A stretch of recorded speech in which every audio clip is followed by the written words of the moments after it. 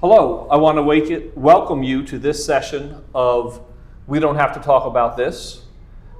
We Don't Have to Talk About This is a local podcast here in Western Maryland. We want to make sure that we fill the gap that we are seeing develop in our national media and other media, particularly as we see media outlets being pressured to self-censor, and we see that more and more often. And we want to make sure that we are able to have full conversations about those topics that are not adequately covered elsewhere. One of the rules that we have with the podcast is we want to talk to real people and have real conversations. And another one is, as we talk about problems, we want to identify solutions. We can't just sit and complain. We have to have a way to move forward. Today's show is going to focus on that. The topic of today's show is what should we do? I'm going to also take a moment to thank the folks at the Common Market. They have graciously allowed us to use their community room as a recording spot. I'll let you know that we do have a small audience, and so we will be encouraging audience participation in the discussion.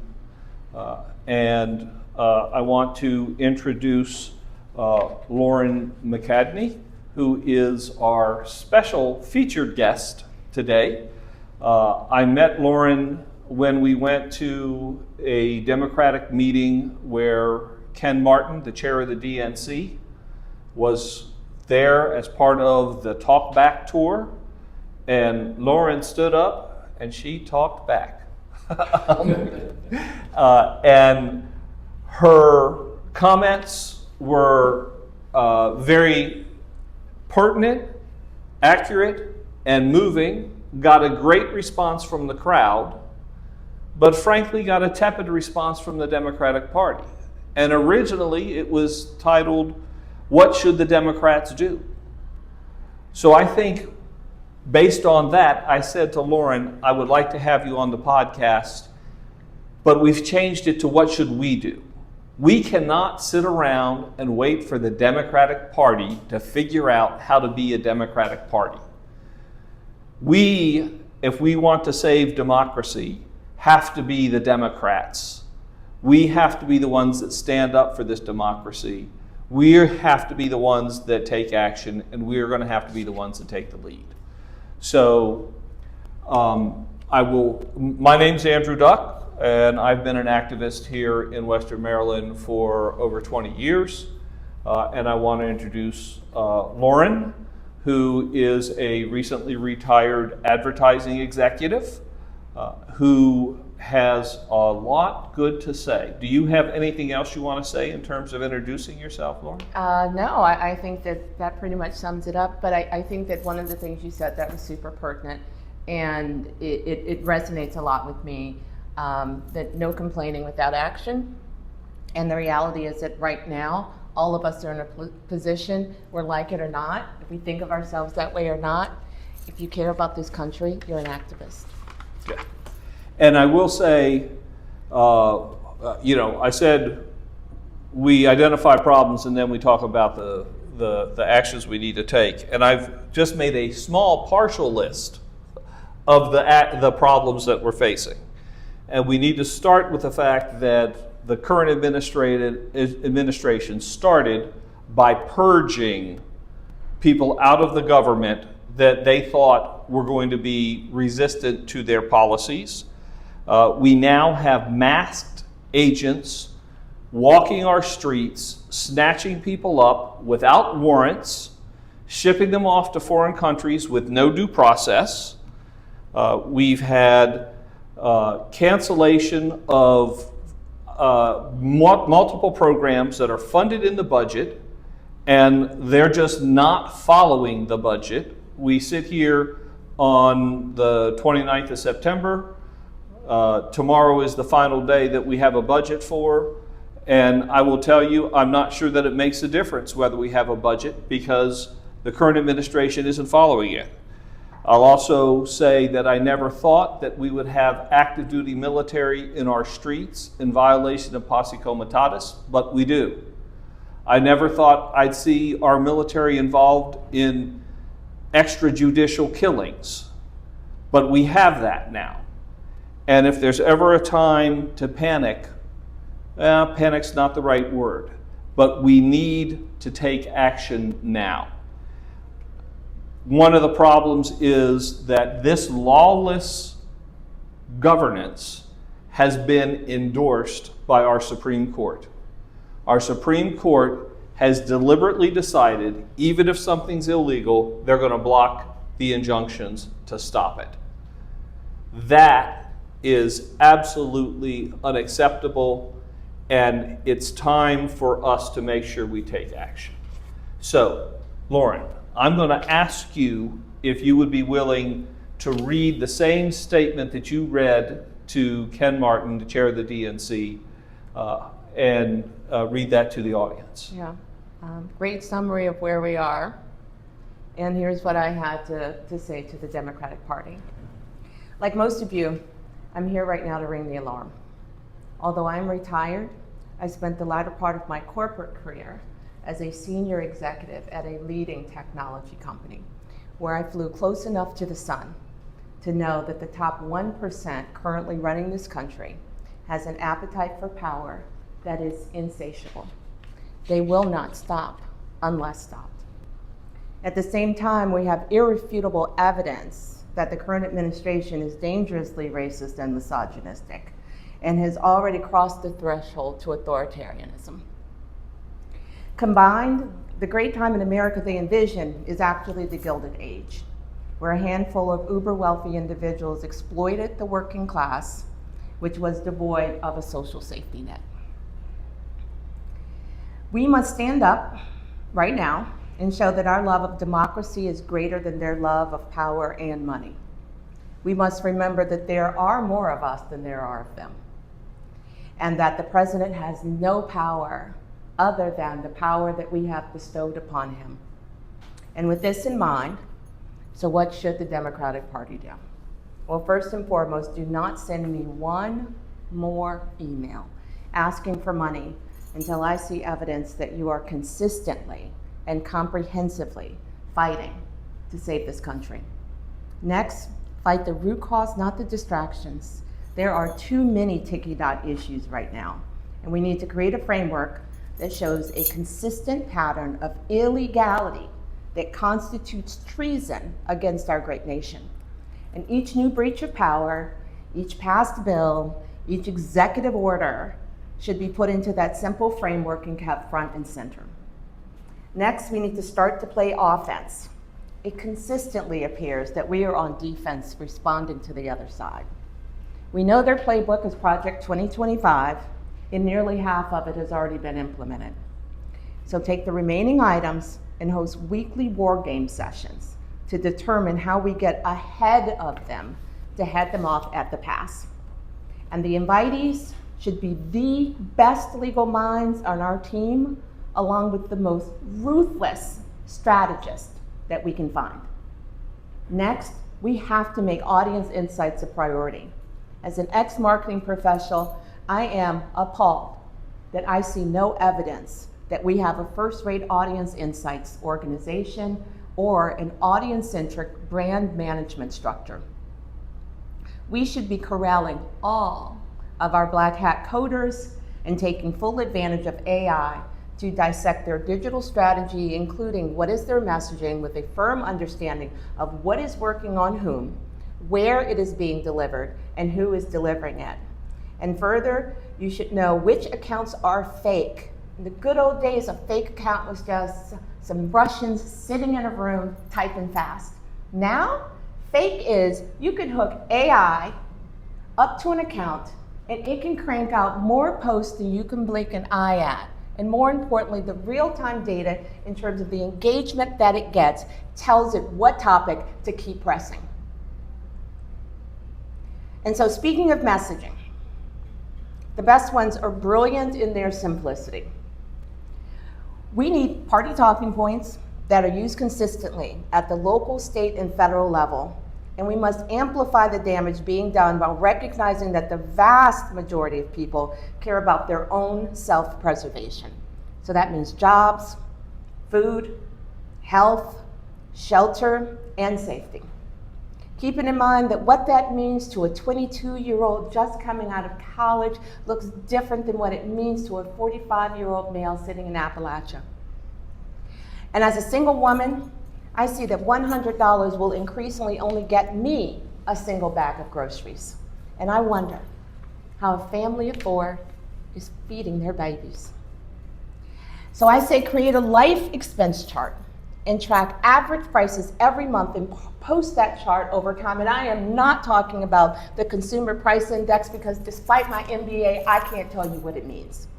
No, I'm talking about a good old-fashioned grocery list, rent, and utilities. And every month put up there, how much did coffee cost? How much did a loaf of bread cost? How much did a pound of ground beef cost? So that people can start to see that they are not imagining things.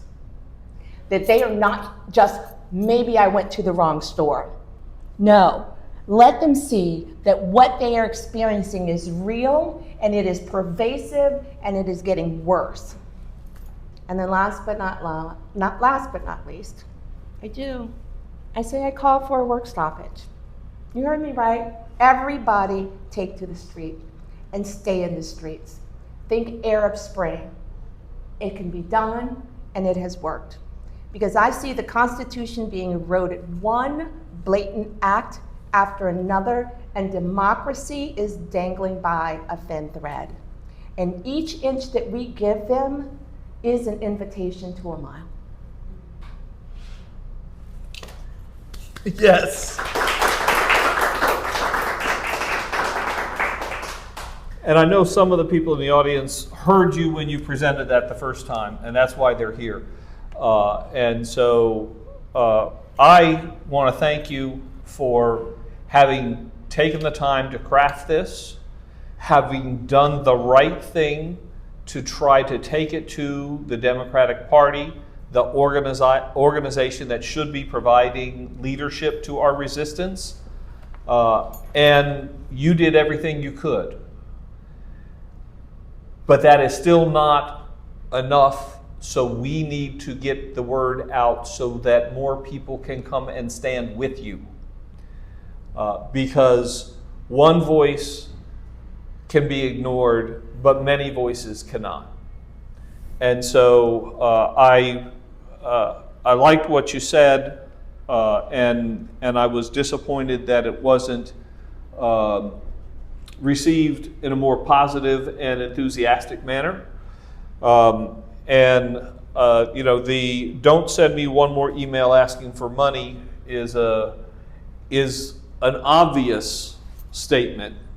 And it's not that you don't want it. You say, until I see that you're consistently and comprehensively fighting to save this country.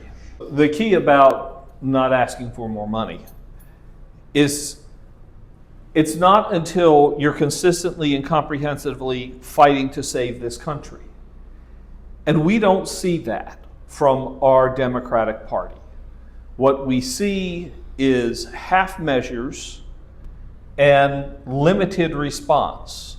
And as we sit here on the eve of a likely government shutdown, what we don't hear from our leadership is, we're not going along with the budget until you stop masked agents from snatching people off the street. No, we're giving that point up.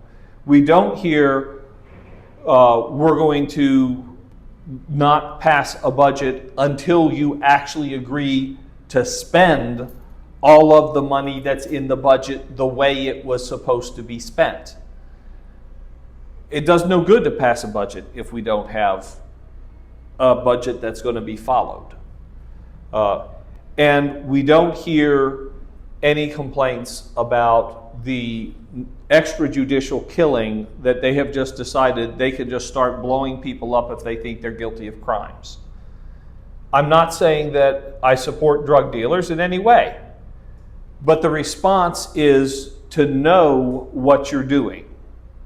Because this is just my personal opinion, I don't speak for anybody else, but I have never heard of drug smugglers that put their drugs on a boat with 11 people.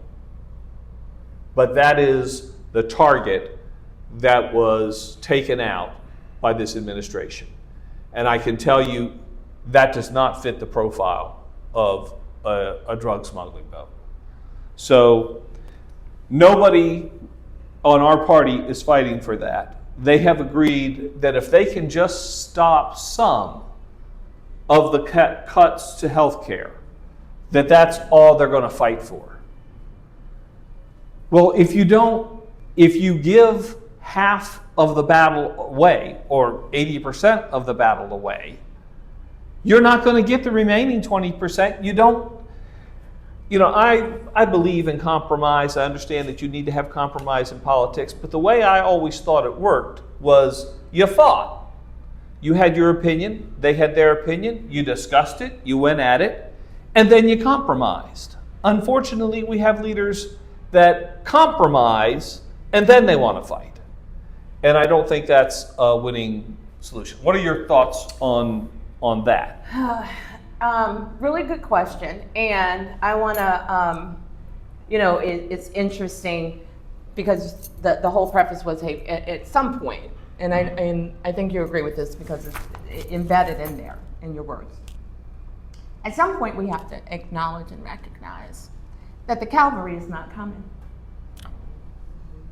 So that says each one of us has to be willing to stand up and fight.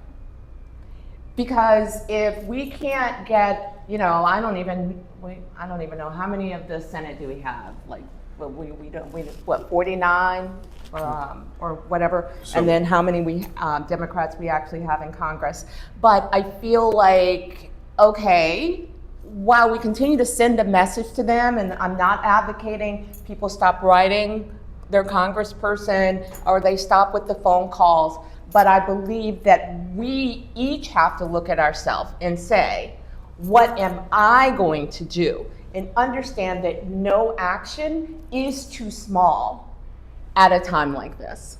And just, it's funny because when I walked into retirement in April of 2024, if you had told me this was how I was going to be spending my time, I would have said you were out of your mind. I was just not a politically active person.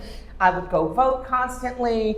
If something happened and, there was a major march, yes, in college, I did the March to Get King's Birthday, a holiday. Yes, I did the Million Man March. Yes, I have attended inaugurations. But those were like the big milestone things, And once every 5 years, then you're going back to what you were doing. This has turned into consistence. But the reason that I tell myself it's okay is because when I started out on this journey trying to help with the Biden campaign, and then it became Kamala, I said, no matter what, when this is all over, I want to be able to look in the mirror and say, I did everything I could do. And I think that right now it's imperative for everyone to kind of take that approach. Am I doing everything that I can do? And sometimes it's the smallest things that can actually make a difference. I found myself, if you had asked me if I was ever going to knock doors, I'd have been like, no. And that answer goes all the way back to when I was 8 years old and I was told I had to go door to door to sell them Girl Scout cookies. I was like, Mommy, can you just write a check? Or maybe I should quit. I'm going to turn in my uniform. Because I wasn't going. But I knocked, and on election morning, I took my last shift. And one of the last doors I knocked, a young man answered the door. And I gave my spiel, and he looked at me and said, oh yeah, that is today. And I said, this is why I'm out here. Because if that one person went and voted, and he wouldn't have voted, that door knock was worth it. We didn't win, but it says all of it is worth it. And so the cavalry's not coming, that's good. You go get your own army, you get one more person, you get one person to go with you, and we're gonna continue to stand on what is right. And then my last comment, the reason that I can say this with certainty is that in all my years in corporate, so yes, I have large team experience, And, as I started getting, going into management and moving up, what I would always tell my organization is that you get to come to me and you can complain one time. One time. When you come back, either you're going to tell me you got over it, or you're going to tell me what your plan is to deal with this, because there's two forces in this world. There's the force for good, and there's the force for evil. And the one that wins is the one that gives up last. You lose when you give up first. So everybody just needs to make a commitment that this is going to be a slog, but you keep fighting, you do whatever you can do, and you take whoever you can with you. I agree 100%. You don't lose until you quit. And I believe that, and I've tried to demonstrate that as I do political organizing here. I will say, during this last election, I did not do work here in Western Maryland. I went to Pennsylvania. I said, I don't have to worry about Western Maryland. I do have to worry about Pennsylvania. So I spent my weekends in Gettysburg or in Adams County, going around doing my door knocking there, because I knew that this was going to be a hard election. I knew that this was going to be difficult. And if I didn't feel as though I had done everything I could, I wouldn't be able to look myself in the face. Yeah. And now it's even more desperate than it's ever been. And so I do encourage people to make sure you're taking action. And I agree, any action, no matter how small, is action. And the key is to also get as many people as we can involved in this. Yeah. And I want to just add one more thing, because you asked the question, or you teed up this whole idea of, the Democratic Party and the asking for money. And if, like I said, I don't know necessarily that they're the cavalry I thought they were going to be. And at the event, someone asked me, "We're like, so are you saying you won't get money?" And as you just pointed out, right now, our last line of the defense appears to be the court system. And so, yes, am I giving money? Absolutely. I'm giving it to those organizations that I see are bringing the thunder in terms of the lawsuits. So I will give to the ACLU. I will give to the NAACP. And that's what I encourage people to do, which is, who is bringing the fight at the grassroots level? And when I think about the lawsuits, I just think, oh my God, I know how much attorney's fees are.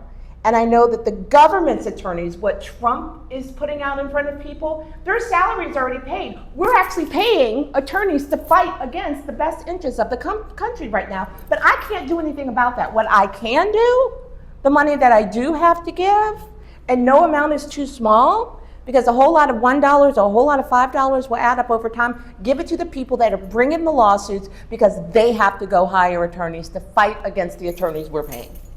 Ridiculous. It is what it is, and we got to deal with it.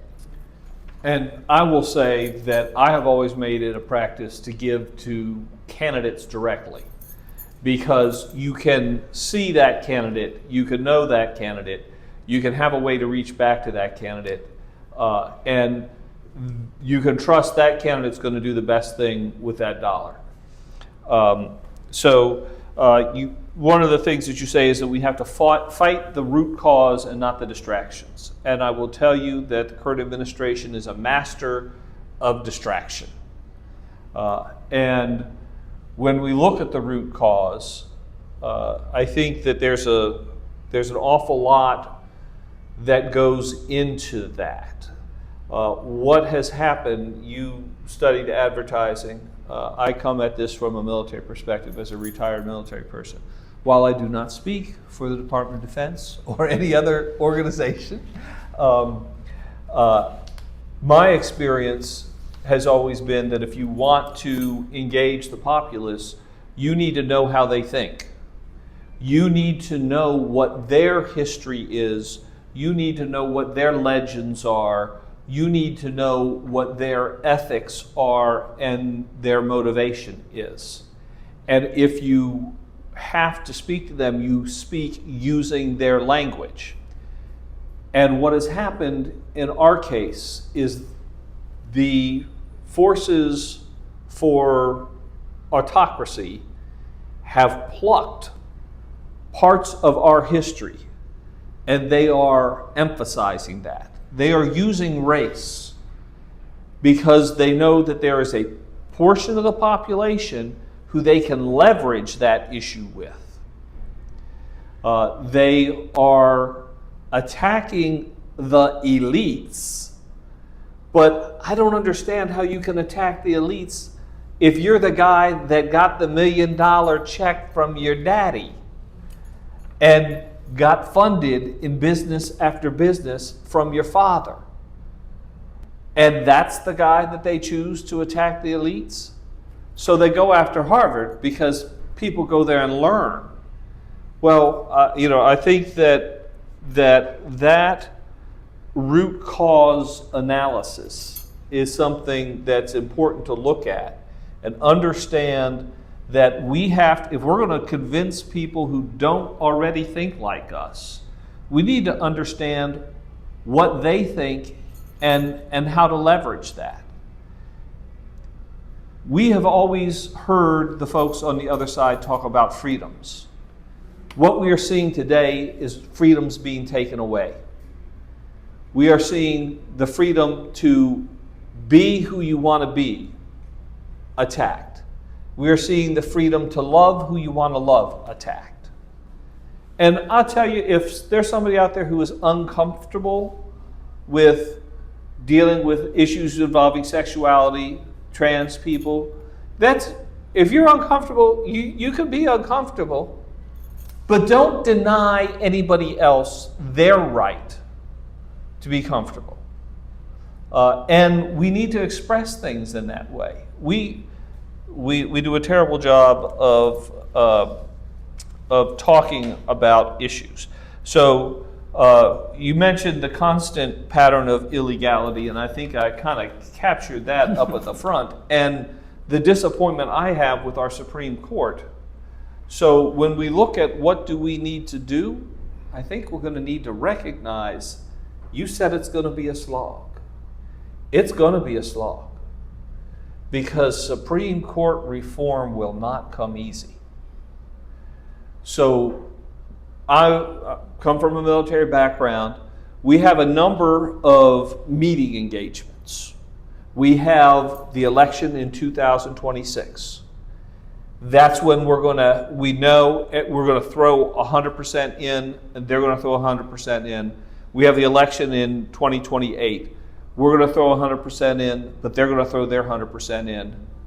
But in the meantime, we need to be preparing our information battlefield to talk about the illegality, not just that we're seeing, you talk about the illegality that we're seeing, but we need to talk about the fact that it's being permitted by a Supreme Court that is supposed to be upholding our laws. And they say, we're not going to rule on the merits of the case, but we're going to stop you from doing an injunction to prevent the illegal activity.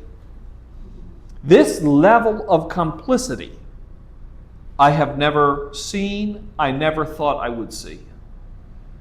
And the same goes for the members of the House of Representatives and the Senate that stand idly by. These are people who ran on the fact that they did not want more taxes, but they stand idly by when you have the largest tax increase in history. So I think, and I'm going to jump to, we need to start to play offense. We need to. I have no idea. But can I jump in there Sure. before we go Absolutely. on to that one? 2 points I want to make. Number one, in terms of, oh my God, I've never seen anything like this before. Actually, you're right, we weren't here when it happened the first time. But what America is going through right now, we have been through this before.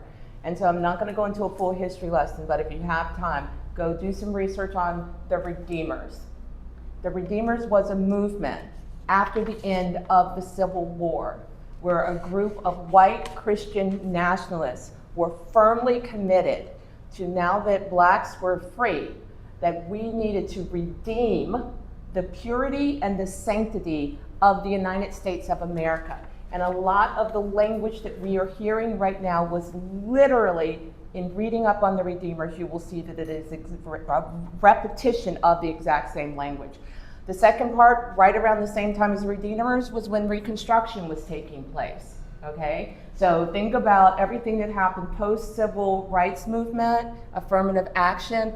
A lot of those things mirrored the types of protections that were being put into place once the slaves were free. The Reconstruction only lasted 10 years, and it gave birth to Jim Crow laws. Right around the same time as Jim Crow, to say, okay, let's create laws and barriers to keep people down on this hand. At the same time, that's what brought in the Gilded Age. You do some reading on the Gilded Age. Literally, it was the uber wealthy.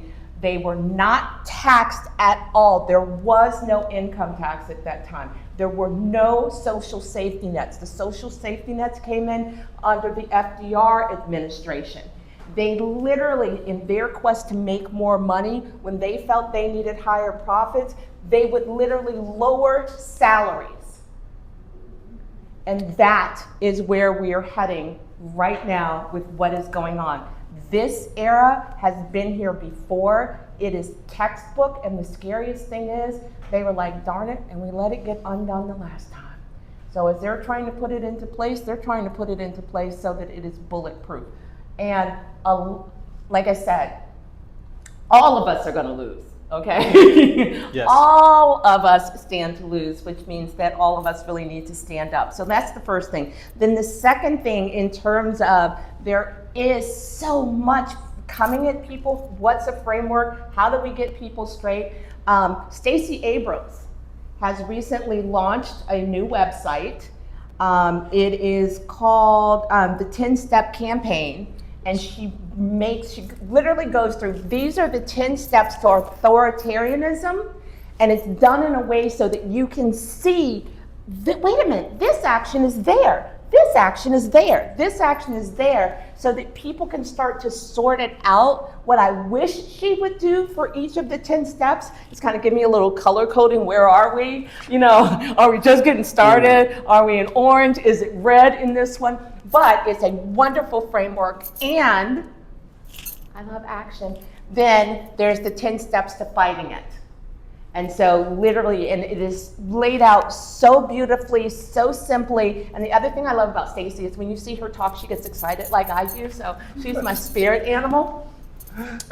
So I would say that. And then the other organization I think that does a really good job of breaking it down, making it clear, and saying, this week, your actions are this, this, and that, indivisible, but more importantly, Ezra and Leah, who are the founders, do a call every week where they kind of say, this is where we are, these are your actions. And so it cuts through all the noise, because otherwise, I think it's easy to become paralyzed. Just a deer in the headlights. Like your spirit is saying, I know I'm supposed to be doing something, but what?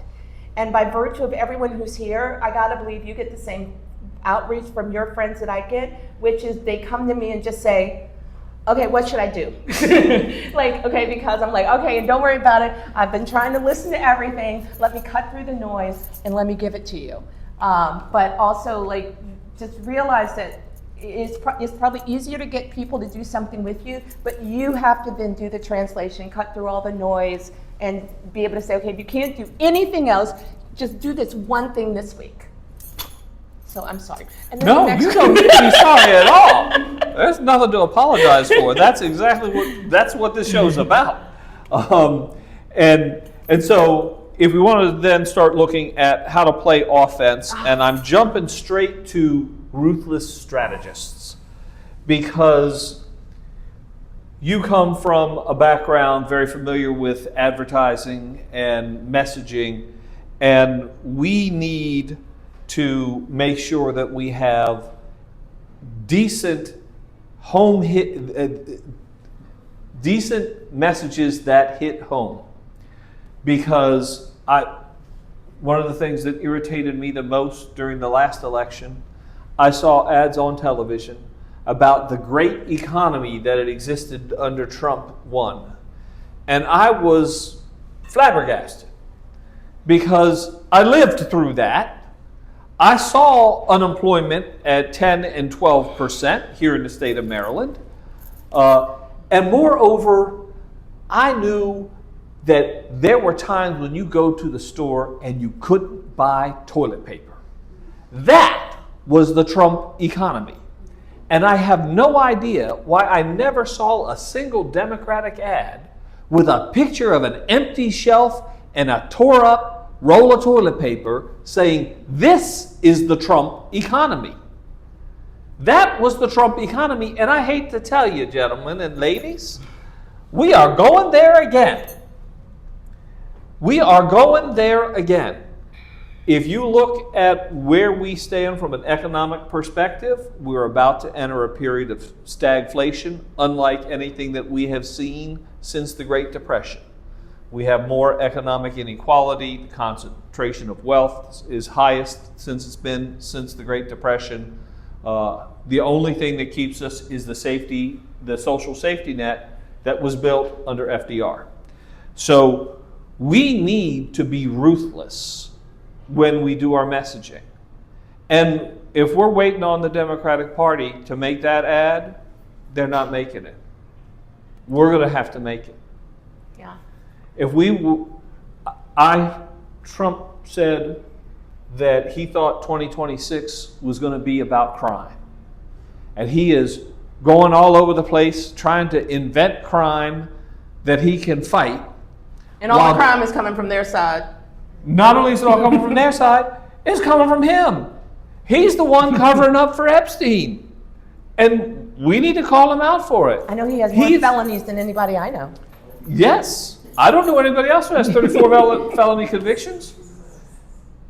He is a criminal.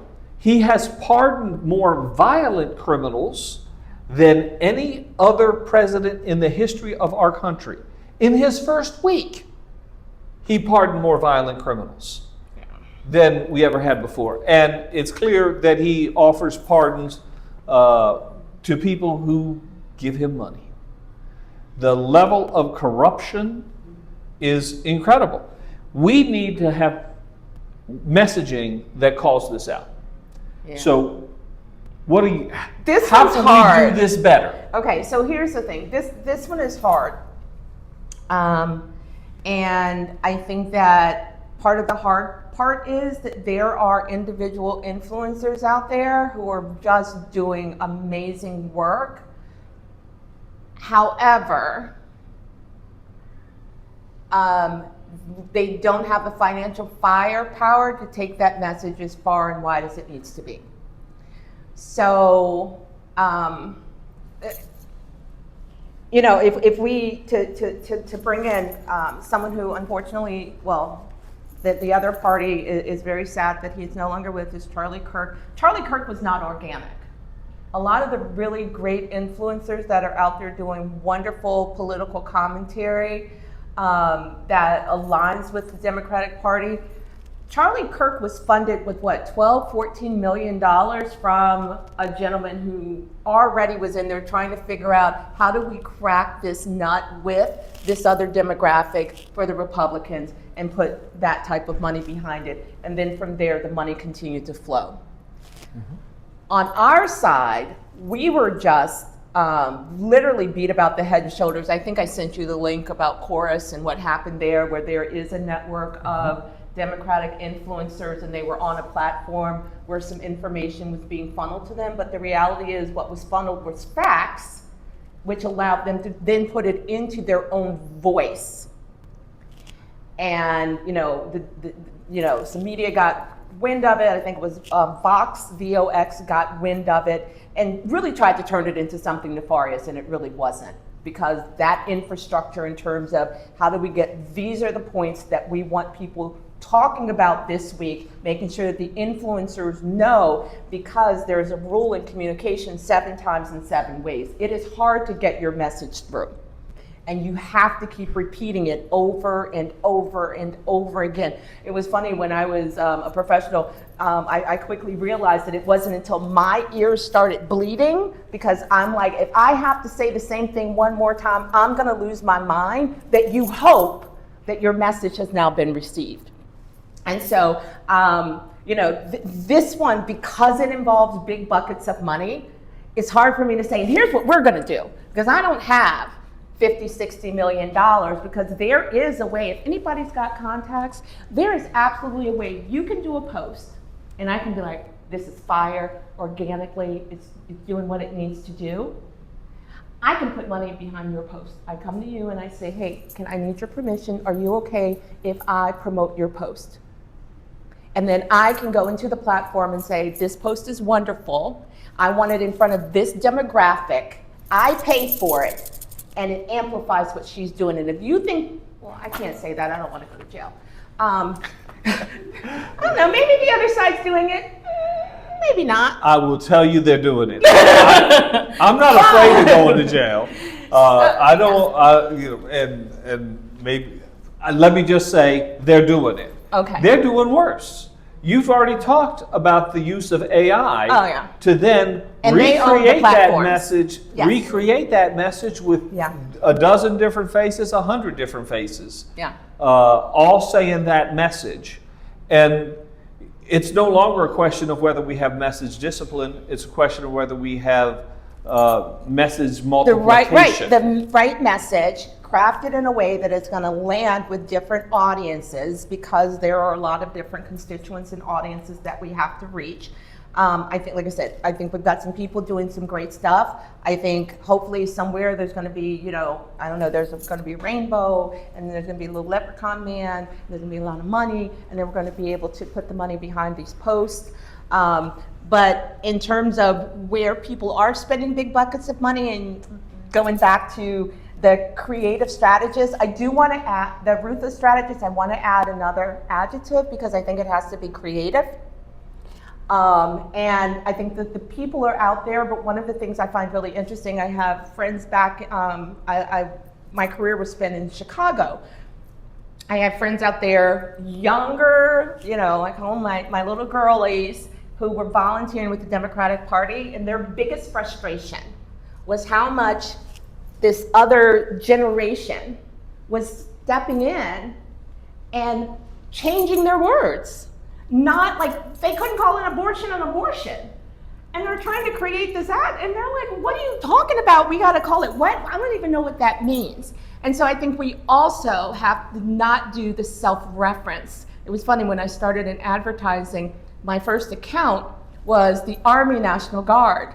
And I'm at the Pentagon, first of all, I didn't know I was supposed to stand up if a general walks in the room, so everybody's standing up and I'm like that. And then the general gets upset because he's looking at the media plan. Who knew a general approves a media plan? And he saw Rolling Stone. He went ballistic. He was like, and we do not advertise in this hippie publication.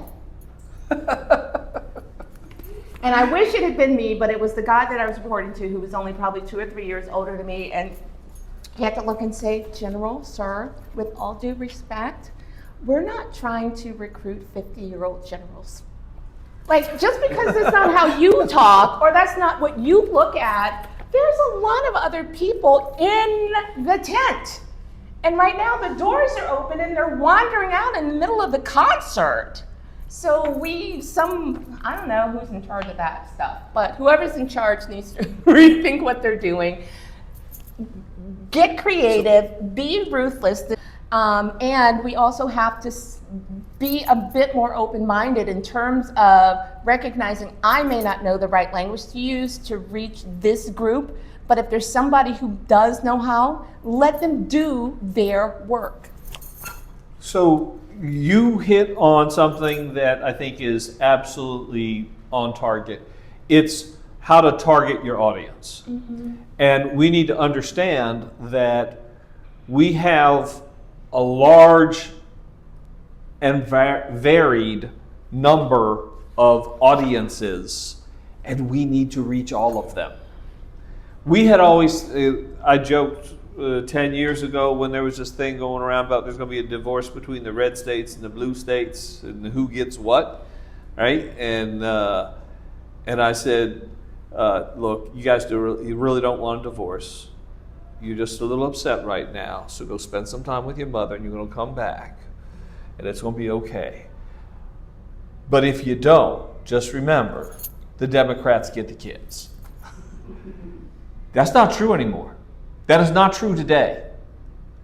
Right now, the Republicans have put the hundreds of millions of dollars with Charlie Kirk to try to go out and reach that young audience. And we are not matching it. And can I just add, he was reaching not just into college campuses. He's in high schools.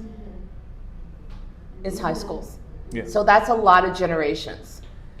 And somewhere, somehow, and we're like, okay, who is our grassroots organization that's doing that? Or who are the people who are showing the most promise and potential? Because we need to start pouring money on them like gasoline on a fire. So, David Hogg. I sent him money last week. That's not that that's enough to make a difference, but every little. I thought we just covered that. We covered that. I know. Every little bit makes a difference. Yeah.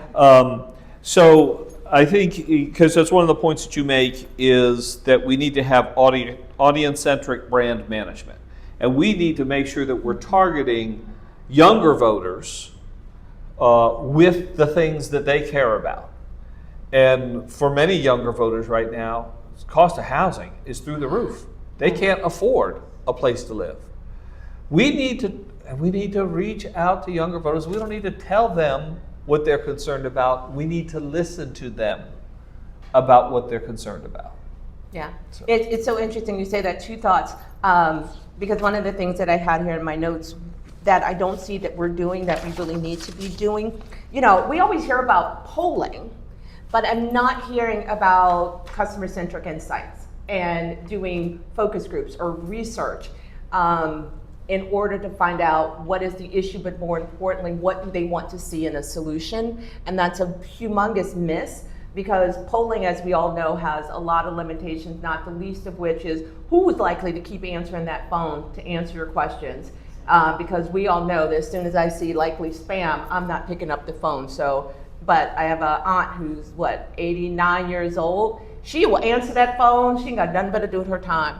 So I question who's actually participating in these polls, but absolutely to your point, literally almost think about every major constituency group, the DNC needs to have a person in charge of insights and policy for that group, and then you come back together and you put it all out on a chart and you say, where are the hot spots? What are the things that continue to pop up? Because that's going to serve as the basis for our platform. And how did we, as we think about how people voted the last time, did we lose the people in this particular demographic because we didn't have a message about this particular topic, but we know we need to come up with one? Because I think it's not just enough right now for us to say, oh, we just found out that the youth believe they can't get a house, which is very true. But if we can't say, but here's the program that we're proposing that will allow you to do it, then it's going to fall on I think, somewhat deaf ears. But I agree with you. And I think you're absolutely right. There's debate. You see the talking heads talk about, is the problem with the message or is the problem with the policy? And the problem's with both. Yeah, you gotta have a policy before you figure out a message about it. Right. And the policies that we put forth are half measures. I think back to when we were dealing with the ACA, the Affordable Care Act. And when we started that, what we were talking about is how do we lower the cost of health care and how do we get health care for every American? And then they said, okay, well, we're not going to be able to get health care for every American, so can we get health coverage for every American? If we can just get insurance that's affordable for every American, right? And then we got Obamacare, and we still can call it Obamacare. I know he said after it's successful, then you won't want to call it Obamacare anymore, but I will give him the credit. But that's step one. We never tried for step 2 or 3 or 4. And so our policies need to continue to push. Yeah. We need to continue to push. And I think a part of this whole challenge that we have with messaging is overlooking the power of storytelling. And not to make it sound like a cliche, but it literally is, what are you wrapping this in? And, like if we think about them, first they went out and they created a villain, okay? So we've got immigrants, we've got minorities, we've got this entire radical left, including Antifa. And I gotta tell you, I still don't even know what Antifa is, but they keep telling me I am part of it. And then they created the cause. Okay, this wonderful cause. We're going to make America great again. And the way of life that is out of reach due to the villain. Okay, so now they're like, oh yeah, I can wrap my head around this. My life sucks. I can't like send my kids to college. I'm making less today than I was making 20 years ago. And the reason is the villain that they told me about. Never mind, that wasn't the villain, but they convinced people and they said it often enough that it became the villain. And then they had to have a martyr.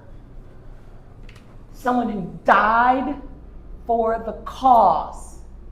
No names to be mentioned. And a hero. If we had to break ours down, what does it look like? A mess. I'll tell you who the mess. villain is. And here's why. Yeah, but the villain doesn't matter if we don't know what the cause is and we didn't know who, the villain was.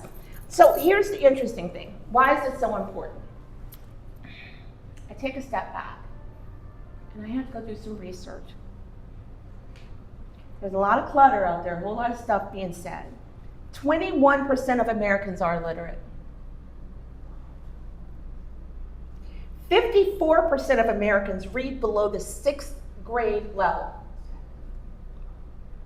The US ranks 36th globally in terms of literacy. If you don't get a real simple message and deliver it like it's a Saturday morning cartoon, or figure out a way to get it into that TikTok video, you're dead. I was going to get to that. Speaking of messaging, the best ones are brilliant in their simplicity. I think you might have said earlier, and it may have been before we started the recording, you got to be able to fit it on a bumper sticker. And that's true. The average attention span now is about 30 seconds. If you go longer than 30 seconds, and I know this podcast is going longer than 30 seconds, you lose people. We got an edit there that's going to get edited down. But we need to start pulling out 30-second snippets. Yeah. There's a study out there that says that the human attention span is shorter than that of a goldfish. I don't know how they did the study, but I've seen the study mentioned in many places, so I think it's true. And I didn't see it on X, which really makes me want to believe it. Well, yeah, you can't believe anything you No. read on Twitter, because Yeah. I won't call it X. But so here's the thing, that issue of we don't have storytelling right now, that's one of those, like, it's really big and I don't know when the cavalry's gonna come. So then I look at it like, all right, Lauren, what does this mean for you, or what does this mean for us, or what can we do? And one of the things that I constantly hear people talk about is it's next to impossible to have a conversation with someone who is more to the right and change their mind. And it's very interesting because one of the things that I also have is, I have a certification in coaching, which meant I spent a lot of time studying and looking at how the human brain works and how people change, and how people form opinions and how they change their opinions.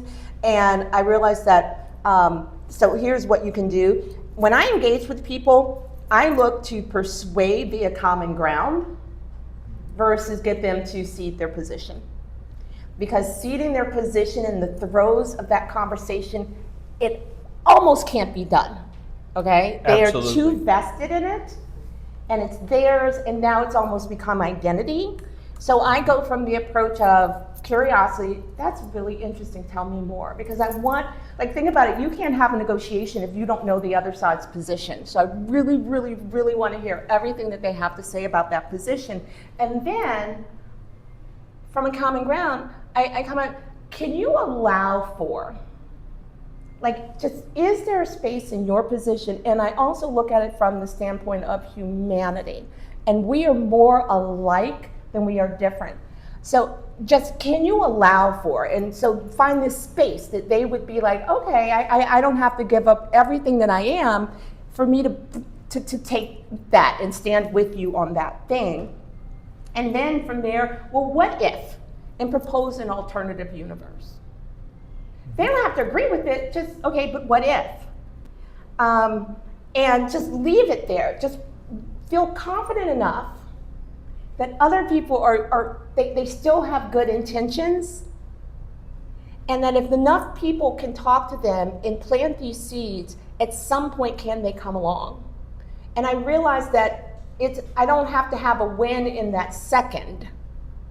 The win may come later. Yes. But in that moment, did I leave them with a rational thing to think about without them having to say those dreaded words that none of us like, which is, I'm wrong. Yeah. So, a couple of things. I'm going to try to summarize what you just said so that we can emphasize it. Yeah. And I think the first thing was that you try to find some common ground. You got to find some common ground in order to even start the conversation, because otherwise you're talking to a brick wall. Just out of curiosity, It's a fight, not a conversation. Yeah, I read George Lakoff's book, Don't Think of an Elephant, and I read it it was 20 years ago. I just gotten back from Iraq, and Kerry lost because of values voters. And I'm like, what kind of values voters would vote for a guy who had people stripping people naked and stacking them in a pyramid? That's not my values. I was in the military. That's not my values. That's not the way we in America, we in the United States military, behave. Unfortunately, some people did. And what he talked about was framing. He said, you need to understand their frame. You need to be able to understand what they care about, listen to what they care about, and find those spots where you can agree. Yeah. And then you can explain how, to me, let's take the concept of a Christian conservative. Well, Christ said care for the poor. Christ didn't say kick them out. You read the parable of the Good Samaritan. In the parable of the Good Samaritan, who is it? Who is the Good Samaritan? He was not somebody from your country. He was a foreigner. He was an idol worshiper. But he was still your neighbor. Who, Lord, is my neighbor? Is it just the guy across the street? No, it's even the Good Samaritan. Right? And so if you can put yourself in their frame, that gives you a fighting chance to have a conversation. Yeah. And the other thing, another thing that you said was stories. People don't remember facts. You can tell them all the facts you want, and it'll go in one ear and out the other. But they remember stories. Yeah. And so if you can find that common ground and then tell a story that they can relate to, and then you can say, and I thought you were for those freedoms. I thought you believed that people should be able to live their life the way they choose, rather than have another life forced upon them. Yeah. And here's the thing, I agree. And we can win the next round without changing a whole lot of their opinions. Because there were enough of us enough people that did not vote. There's enough that sat it out. Or weren't registered. And so let's not lose sight of that same seek to persuade, leave that out, or leaving out the value of if each one of us got one. Like, I think the biggest mistake I made with Hillary was it looked like everybody was gonna vote for her because everybody I knew was gonna vote for her. And so with this round, I had to start talking to everybody. It was funny, I had an Uber driver and the young lady told me that she had never voted and was not going to vote. So unfortunately, she got a chance to listen to me on a 1-hour car ride to BWI. And she promised me that she was gonna vote, and I gave her my phone number and I said, I wanna know when you do it. Do you know she actually texted me on election day to tell me she had voted? So all you need, if each one of us went and got one, okay, we gotta hold our ground, hold the numbers we have, but if each one of us went out and got one, it's a wrap. 100% true. We need to, in every election in recent history that I've seen, it's not the Democratic candidate that won, it's not the Republican candidate that won, it's the sofa that won. Exactly.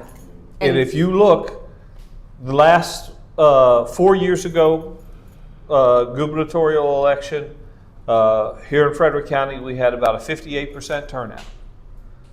And so if you split that 58, 50, and 50, it still was less than the folks that sat out.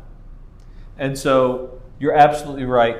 I'll also tell you, in the situation we're in today, there are people who voted for Trump who are now saying, but I didn't vote for this. We need to reach out to those people and we need to welcome them. We cannot. I love you said welcome, because I'm seeing all the people want to go in it with FAFO. Ain't nobody gonna be happy with that. They're like, they don't want to join your club. So I agree with you, which is make a space. Come on over here, sit down, you're my friend. You messed up last time. I bet you're gonna do it different now, aren't you? That's not gonna work. No, it's not. Yeah.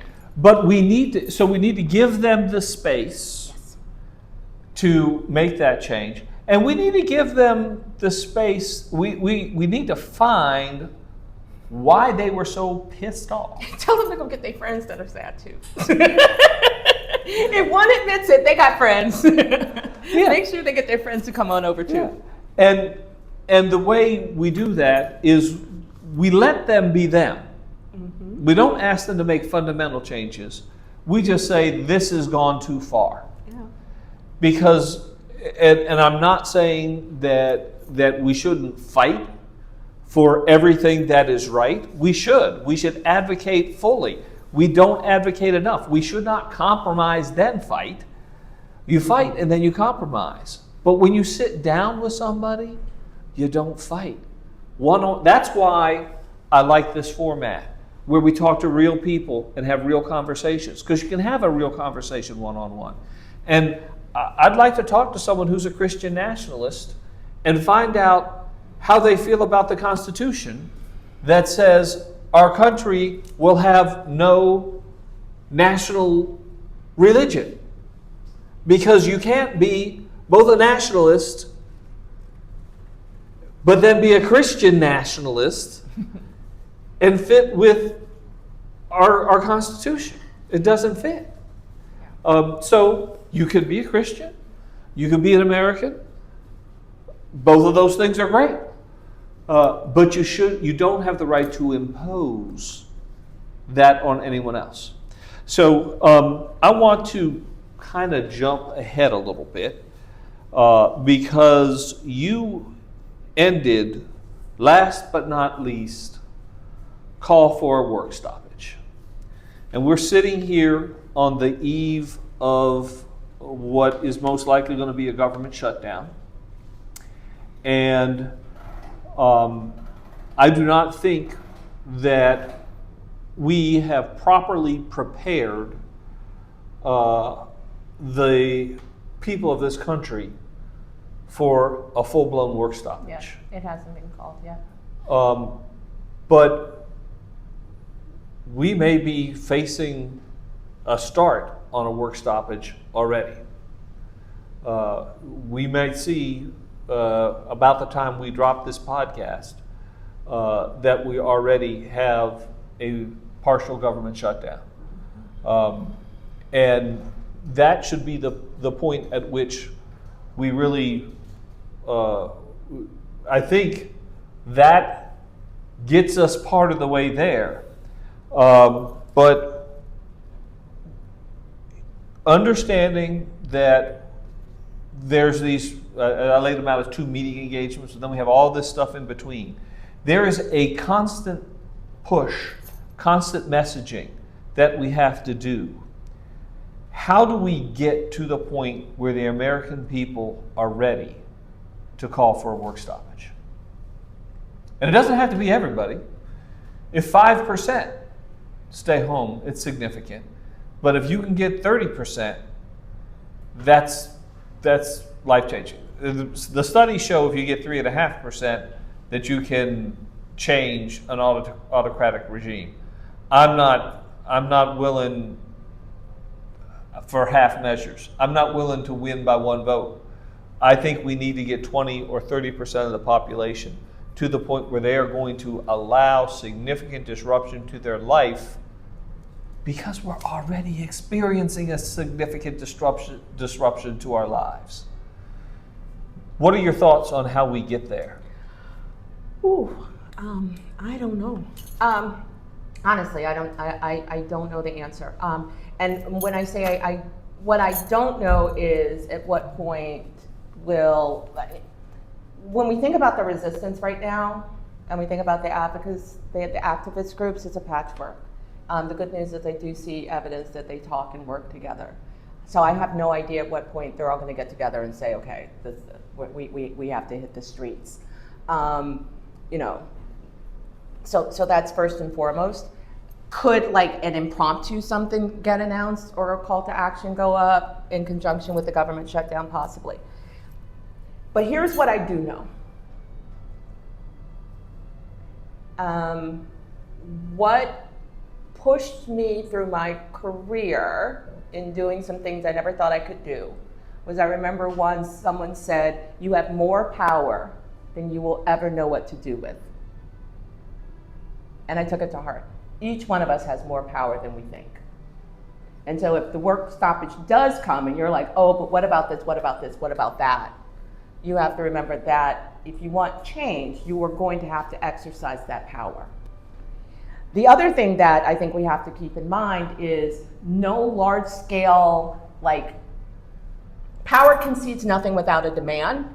And if you think about the civil rights movement and what happened with the bus boycott, 427 days. People said, the pain of me walking to work, the pain of me trying to figure out a carpool without my text, my cell phone, the pain of that paled in comparison to the pain of what we were facing or were about to face. And so I think that what's it going to take, or will people do the sacrifice? I think when it hurts bad enough, you're going to stop. And, things are kind of unraveling around us. When everybody's going to make their own call. But when you look and you're like, this is bad enough is enough, people are going to stand up and say, what time do we go outside? That's what I personally believe. Okay. Have we been there before? Yes. Have other countries been there? Yes. Have other countries said, I will not live under an authoritative dictatorship. I will not live under a president that got this position through a rigged election? Yeah, there's a whole lot of examples we can think of where when it hurts bad enough, you stop. And what I'm facing, what I have to do in the short term to achieve what is good for everybody in the long term, I'm willing to do it. And so, at this point, I want to kind of open it up to questions and comments from people in the audience. how do you break through to the people who watch Fox News? They're living in another reality. Yeah. I think that goes back to this, trying to think that we're going to get all of them to all of a sudden one day wake up and be like, oh, I was wrong. The brain doesn't even work that way. It's cognitive dissonance. There's a whole lot of other factors at play in terms of autonomy, agency, control of your environment that all ladder up to the inability for someone to literally say, I was wrong. I think that planting the seeds, as I said, through, okay, how can I persuade and influence? There's also a wonderful book called The Persuaders that really dives into it. Okay, a smile, so you've seen it or read it. It helped to inform a lot of how I think about this. But at the end of the day, if they won't come out of that, at least you plant some seeds that they may use as a screen in terms of, wait a minute, that something's not jiving here. But it's like someone telling my father not to watch MSNBC. He's not going to stop watching MSNBC. So the persuasion tack, if you want to try and counter and send some alternative information in, but you're right, that the walls are up and the walls are thick. I want to, here's my recommendation. My recommendation is get out and talk to people. You need to talk to people face to face. We spend too much time on our phones. We spend too much time watching the television screen. We need to get that screen out of the way and go talk to human beings face to face. And that's one of the things I try to do. That's why I'm glad that you can come here and be here in person, because people suggested I do a podcast, and I'm like, I don't want to have a podcast where you just have a couple of people sit and talk and they put it on the tube. I mean, we need to have real conversations. And if you go out and you talk to people and talk to the person that has the Trump flag flying from their house, and if nothing else, say hi and be a pleasant person. And that's the first step. And once you do that, then you can start looking at where do we have something in common. And if you're talking about the lawn, or you're talking about the garden, or you're talking about the dog running down the street, that's the start of a conversation. Because what we have done in our society, and it's been compounded by the internet, but it's not just the internet, we are self-sorting. Yes. What you have today is red states and blue states. You have Democrats in urban areas, and you have the Republicans in rural areas, and you don't talk to each other. And unless we go out and we talk to each other and take advantage of things like the Frederick County Fair, and so get out and talk to people, go out, see people face to face. Because one, that means they're not spending 100% of their day watching Fox, and it gives you the opportunity to talk to them. So yes, what else, what other comments we have? Lauren, you talked earlier about prices being an issue, and yesterday's New York Times opinion section back page had an interview with 11 Trump voters, many of whom were young, and that happened to be an issue they mentioned too. You also said no action is too small, so I just do weird things sometimes and happen to have egg prices since December 21st for 18 eggs at Food Lion on Rosemont. Mm-hmm. On the 21st of December 2024, it was $3.10. They peaked at $8.40 per dozen on March 14th, and now they're way down at $3.90. Which they've been at since about July 1st. But that's 26% higher. Yeah. Do I post a billboard there rather than going on social media that says egg prices are not Food Lion's fault? Whose are they? and say, despite the drop, they're Yeah. 26% higher since December 21st?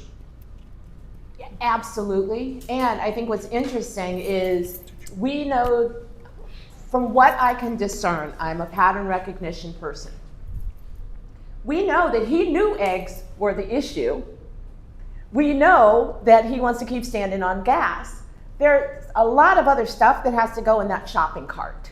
So yes, to your question, which is figure out a way, to make something, a graphic or something that highlights that. Despite all of the rhetoric, he can't even get the prices of eggs all the way down. But it was funny because a friend of mine actually did a grocery list that she posted on on election day. And I keep meaning to go back to her saying, can you give me that list and can we start literally tracking that? Because the whole basket, that whole grocery bag, like I said, I don't know how I came out of the store spending $100 and all I had was some turkey meat, not even like a steak. So yes, but that's awesome that you have that. But Please. That's what we need. Keep keeping track, keep collecting data, and if you can get that data from your friend, let's share it. Okay. And I'll also say that you want to look at prices today. My wife was talking about the price of coffee and the price of vanilla. They put a tariff on vanilla.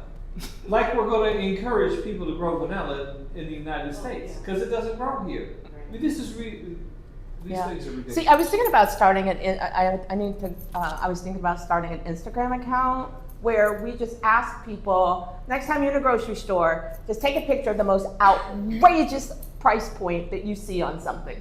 And what store was it? Because I know people started doing that with fast food a while back. But let's do it on just the real live grocery cart items to say, this is crazy and you are not imagining it. So I have one question, which is one of the fundamental things is values. What are our values? And it seems that one of the things we could say is our values are American values. But the values of the folks on the other side, or at least the administration, are un-American. The things that they're doing, you've already said, basically are un-American. Why have we ceded our American values to them? See, that's $1 billion question because I'm like a firm believer that we need to take the flag back. The fact that I have on red, white, and blue is no accident. It's very intentional. And going back to the men in my family have fought for this country, and I'll be darned if you try and tell me I'm not American. So did we let it happen? Yes, I think they have great storytellers. And I think that this goes back to we have to reclaim it. Like on my Facebook page, my background literally says we the people.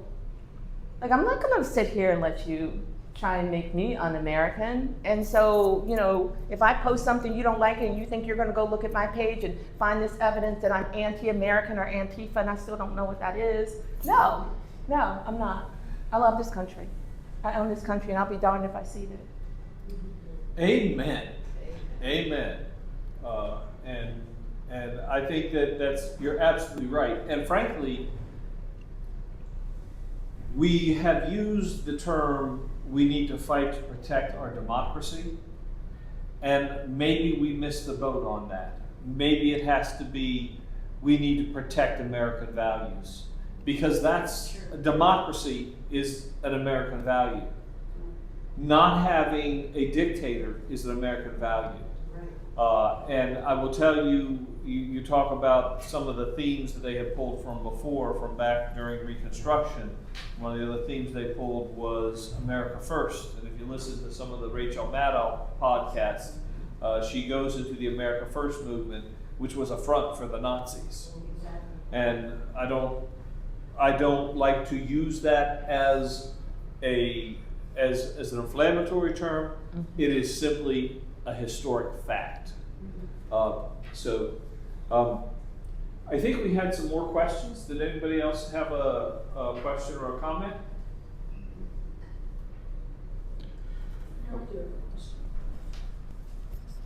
Lauren, speaking about the big pot of money for the propaganda machine that we need, that's not going to happen in these little tiny, we're starting small, it'll get momentum, but one, we don't have much time. Elections are right around the corner. What do you think we should do to get a Taylor Swift out there, promoting American values and registering young people to vote? How do we do that?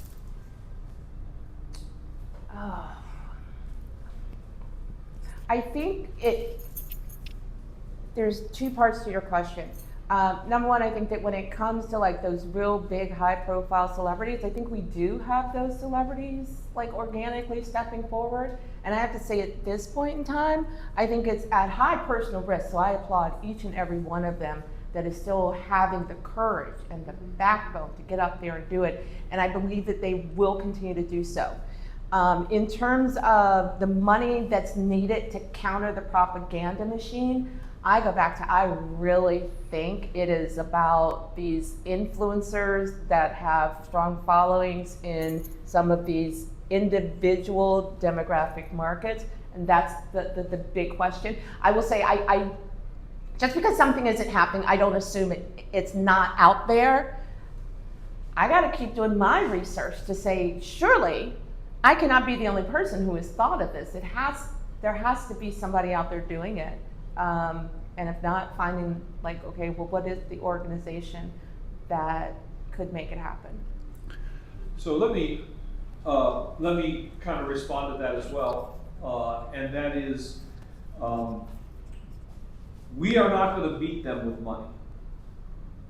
They have more money than we do, and we can go into Bradley v. Vallejo, Citizens United, and the Communications Act that lets them lie at will, which is all true.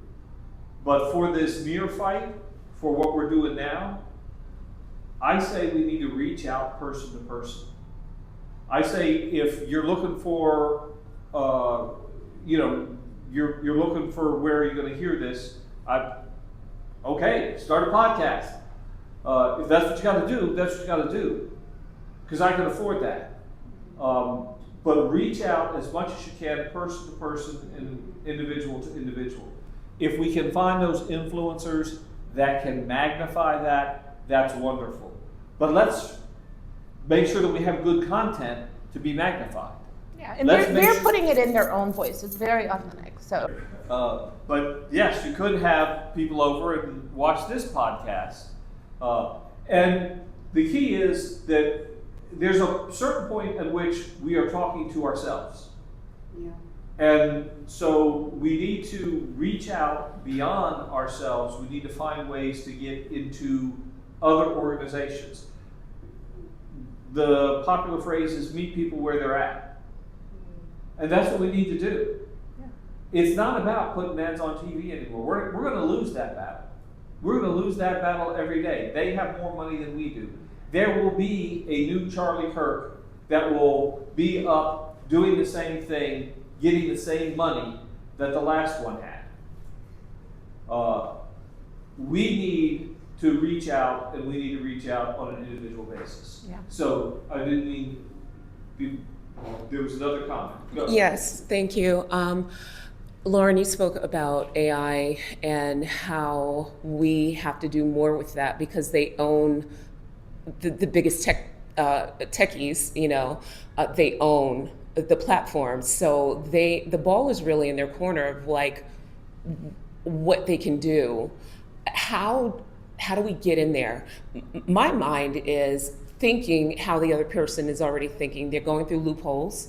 They're using everything that they can do to find loopholes and backdoors and things like that.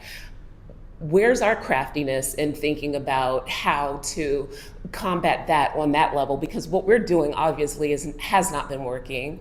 And we don't have a whole lot of time. We have, for 3 months, 4 months before we hit 26. And we have to have some strategies already in place. We've been hearing all of these, like, let's have these conversations and all around this town, around Frederick, speaking to so many leaders. Oh, great conversations, and that's great to know and think about it. Let's have, like, what are we doing? You mentioned being an action person, as I'm an action person. So how do we do that in the tech world that we're looking at right now when we don't have the position, we're not in position, but how do we play offense and defense at the same time? Yeah. So bringing it all the way down to the level of like my butt in this seat, your butt in that seat, what can you do? Number one, when you are out there on those social platforms, like we can't change the algorithm, but we can not feed the algorithm. So when they're pushing all this crazy stuff into your feed, and I know, trust me, I have to fight not to be like, what? Because every time you respond to it, it's pushing it further.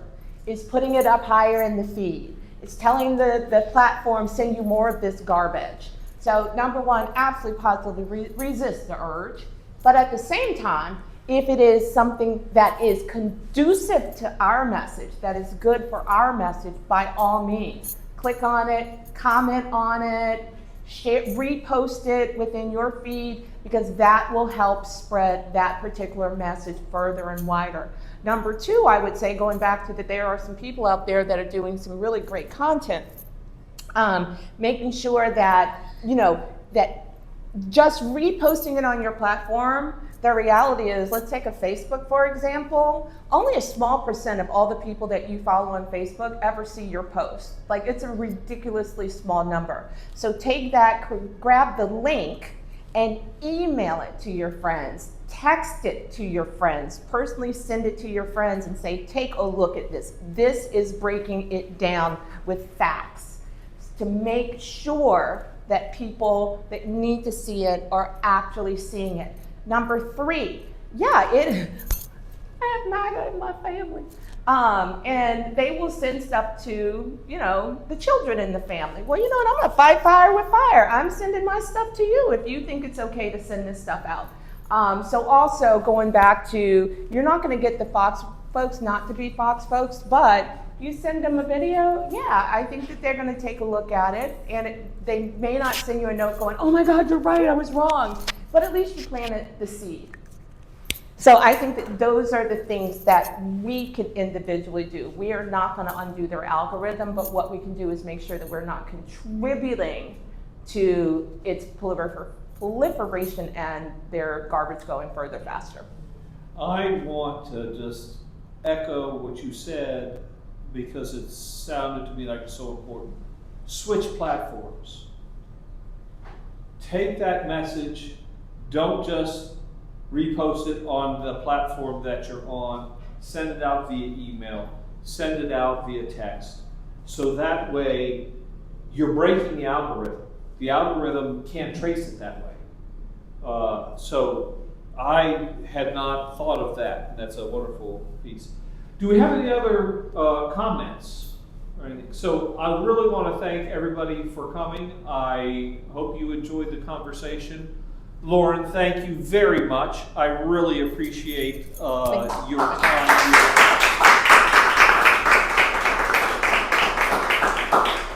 I also want to thank the folks here at the Common Market. They have been very gracious and allowed us to use their community room. And it's a wonderful opportunity. We encourage you, if you're watching this podcast, if you thought that there were good things here, please spread the word, pass the word on. The way that we have to do this, we don't have the millions of dollars that are the folks on the other side do, billions of dollars. What we have to do is we have to do this with people power. We have to do this by taking messages, sending them out to other people, make sure that we get it, we spread the word that way.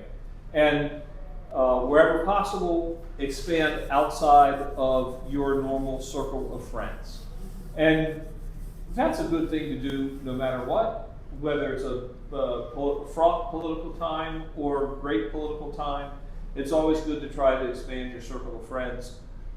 And I really think that's what's missing in today's society as we become more fractured.